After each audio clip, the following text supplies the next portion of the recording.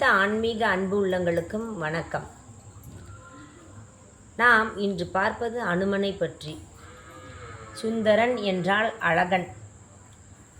அனுமன் ராமதூதன் என்று அழைக்கப்படுபவன். அவனுக்கு இன்று மார்கழி அமாவாசையன்று மூல நட்சத்திரத்தில் பிறந்த நாள். மிக சிறப்பாக அது கொண்டாடப்படுகிறது. அனைத்து இடங்களிலும் கொண்டாடுறாங்க. அதில் நாம் ஏன் ஒவ்வொரு மாலை அவருக்கு சாத்துறோம் அப்படின்றது தான் உங்களுக்கு சொல்ல போகிறேன் நான். அதுலேயும் இந்த வட மாலை எதுக்கு சாத்துறோம் அப்படின்னு நம்ம தெரிஞ்சுக்கணும். குழந்தைகள் என்றாவே அவங்களுக்கு பழங்கள், அதுக்கப்புறம் நிறைய பலகாரங்கள் இதெல்லாம் ரொம்ப பிடிக்கும். அதை எடுக்கணும் அப்படின்னு தான் ஆர்வமாக போவாங்க. அனுமன் வேகமாக எதை பிடிக்கணும்னு போனார் அப்படின்னா சூரியனை பிடிக்கணும்னு போனார். ஏன்னா அவருக்கு அது பழமாக தான் தெரிஞ்சுது.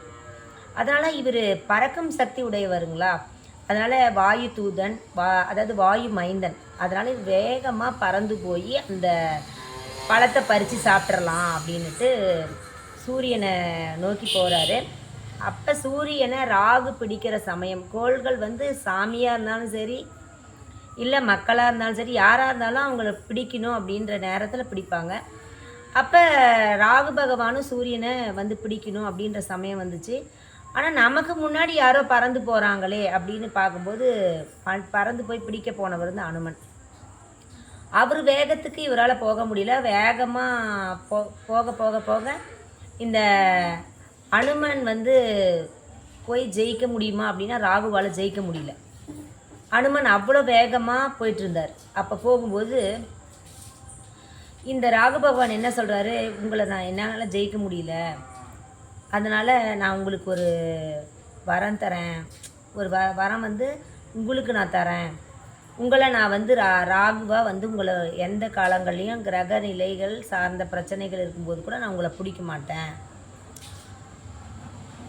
எனக்கு பிடிச்ச தானியமான உளுந்து அப்படின்றத உங்களுக்கு யார் மாலையாக என்னுடைய வடிவத்தில், அதாவது ராகு அப்படின்னா நாக வடிவம், அது எப்படி வளைஞ்சு நெளைஞ்சி இருக்குமோ அதே போல் உங்களுக்கு யார் உளுந்து வடைய மாலையாக சாத்துறாங்களோ அவங்களுக்கும் நான் இந்த ராகு தோஷம் நெருங்காமல் பார்த்துக்குவேன், அவங்கள நல்லா வச்சுப்பேன் அப்படின்னு சொல்லி வரம் கொடுத்துருக்கிறாரு அனுமனுக்கு. அதனால தான் அனுமன் ஜெயந்தி அப்போ நாம் என்ன பண்ணுறோம் அப்படின்னா வடமாலை சாத்துவோம்.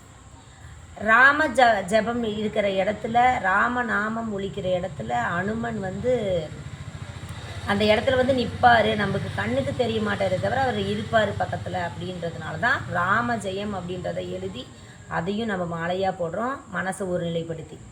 அதே போல் ராமநாமம் நம்ம ஜெபிக்கணும். ராமஜெயம் ஸ்ரீராமஜெயம்னு சொன்னாலும் அந்த இடத்துல ராமர் இருக்கிற இடத்துல கண்டிப்பாக அனுமனும் இருப்பார். சரிங்களா? அவர் சிரஞ்சீவி, சீதா பிராட்டியால் சொல்லப்பட்டவர், சிரஞ்சீவின்ற வரம் வாங்கினவர். என்றும் அவருக்கு அழிவே கிடையாது. அவர் ஒரு பெரிய சிரஞ்சீவி. அவரை வணங்கினா எல்லா வீரம், புகழ், மேன்மை, கல்வி அறிவு அத்தனையும் கிடைக்கும். அவருக்கு வெற்றிலை மாலை சாற்றினோம் என்றால் வெற்றிகள், எதை நினைக்கிறோமோ அதுக்கு வெற்றிகள் கிடைக்கும். அதனால தான் அனுமனுக்கு அவ்வளோ பெரிய சிரஞ்சீவின்ற பட்டமும் அருளக்கூடிய தன்மையை அவர் நம்மளுக்கு கொடுத்துருக்குறாரு. அவரை போய் நம்ம வேண்டிக்கணும். அது இந்த அமாவாசை அன்னைக்கு, மார்கழி அமாவாசை அன்னைக்கு அவரை கண்டிப்பாக வேண்டணும். ஏன்னா அவர் பிறந்த தினம் நம்ம கொண்டாடணும். அதனால் அவரை மனதார வணங்கி அவருடைய ஆசியை பெறணும் அப்படின்னு சொல்லி உங்கள்கிட்ட கேட்டுக்கிறேன். அவரை வணங்குங்க, சந்தோஷமான வாழ்க்கை வாழுங்க. நன்றி.